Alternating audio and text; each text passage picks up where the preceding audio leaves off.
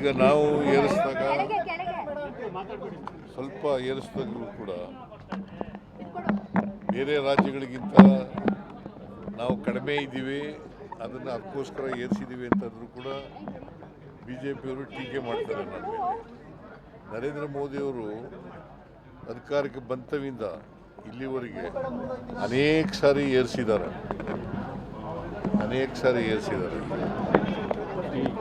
ಈಗಲೂ ಕೂಡ ಏರಿಸ್ತಾರೆ ಅಂತಕ್ಕಂಥದ್ದು ಗೊತ್ತಿತ್ತು, ನಮಗೆ ಎಕ್ಸ್ಪೆಕ್ಟೇಷನ್ ಇತ್ತು, ಏರಿಸಿದ್ದಾರೆ.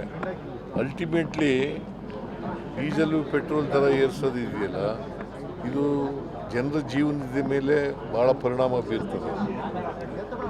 ವಿಶೇಷವಾಗಿ ರೈತರು, ಕಾರ್ಮಿಕರು, ಬಡವರು ಅವ್ರ ಮೇಲೆ ಭಾಳ, ಇವು ಬರೀ ಪೆಟ್ರೋಲ್ ಡೀಸೆಲ್ ಬಳಸೋರಿಂದಲೇ ಅಲ್ಲ. ಅದರಿಂದ ಇದನ್ನು ಖಂಡಿಸ್ತೇವೆ. ನರೇಂದ್ರ ಮೋದಿಯವರಿಗೆ ಈಗ ಏರಿಸಬೇಕಾದಂಥ ಅಗತ್ಯ ಇರಲಿಲ್ಲ, ಅದನ್ನು ವಾಪಸ್ ತಗೋಬೇಕು ಅಂತೇಳಿ ಒತ್ತಾಯ ಮಾಡ್ತೀವಿ.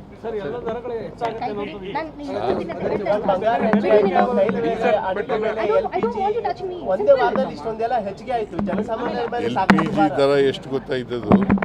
ಇವರು ಅಧಿಕಾರಕ್ಕೆ ಬಂದಾಗ 413 ರೂಪಾಯಿ ಒಂದು LPGಗೆ, ಸಿಲಿಂಡರಿಗೆ 413 ರೂಪಾಯಿ ಇತ್ತು. ಇವತ್ತು ಎಷ್ಟಾಗಿದೆ?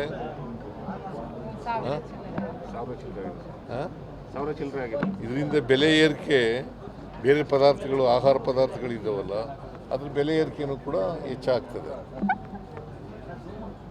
ಈಗಾಗಲೇ ಸಿಗ್ತಾ ಇಲ್ಲ. ಇದ್ರ ಜೊತೆಗೆ ಬೆಲೆ ಏರಿಕೆ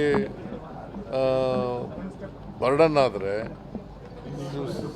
ಜನಜೀವನ ಅಸ್ತವ್ಯಸ್ತ ಆಗ್ತದೆ.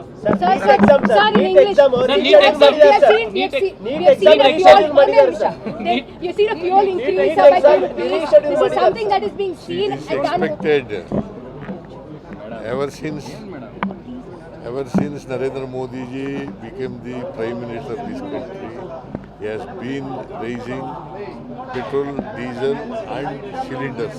Sir, NEET exam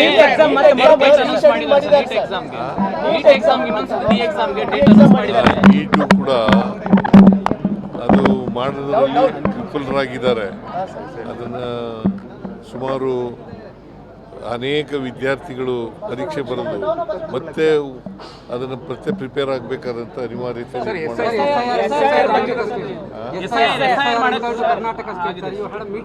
SIR ಪ್ರಾರಂಭ ಆಗ್ತದೆ. ನಾವು ಕೂಡ ಅದಕ್ಕೆ ಬೇಕಾದಂಥ ತಯಾರಿ ಮಾಡ್ಕೊಳ್ತಕ್ಕಂಥ ಕೆಲಸವನ್ನು ಕುಮಾರಸ್ವಾಮಿ ಅವರು ಆರೋಪ ಮಾಡಿದ್ದಾರೆ ಸರ್ ನಿಮ್ಮ ಮೇಲೆ ಏಜೆಂಟ್ ಅಂತ ಹೇಳಿ, ರಿಯಲ್ ಎಸ್ಟೇಟ್ ಏಜೆಂಟ್ ಅಂತ.